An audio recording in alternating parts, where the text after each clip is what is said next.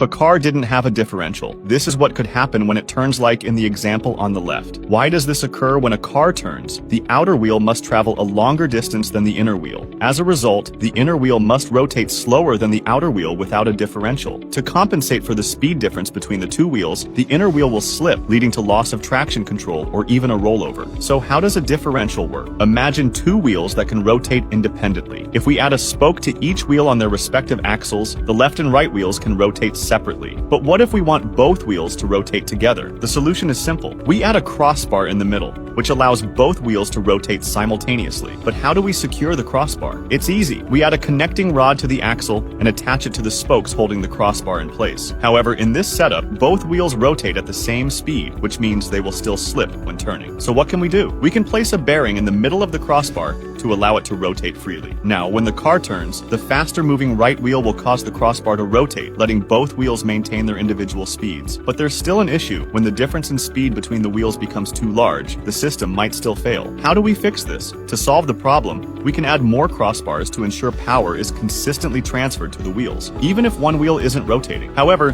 this method still isn't ideal because it causes power loss and interruption. So to improve efficiency, we increase the number of crossbars, making the system denser. In reality, the differential in a car works based on this principle. But instead of crossbars, gears are used, and the system is much more refined. Let's take a closer look at how the modern system works. First, the engine's power is transmitted through a small gear at the end of the drive shaft to a ring gear. The ring gear is connected to a planetary gear, which not only revolves around the ring gear, but also rotates on its own when external force is applied. The planetary gear meshes with two side gears, which are connected to the two-wheel axles. The engine's power flows from the drive shafts, small gear to the ring gear, then to the planetary gear, and finally to the side gears, which then power the wheels for better power transfer. There's actually a second planetary gear opposite the first one. Now let's visualize how the differential works. When the car drives straight, only the small gear connected to the drive shaft and the ring gear rotate, while the other gears remain stationary. But when the car turns left, all the gears begin to rotate, and you'll see that the gear on the left axle rotates slower than the gear on the right axle. The opposite happens when the car turns right. All the gears rotate, and the left axle gear turns faster than the right axle gear. This is how the differential allows your car to turn smoothly and evenly, even when the wheels are rotating at different speeds.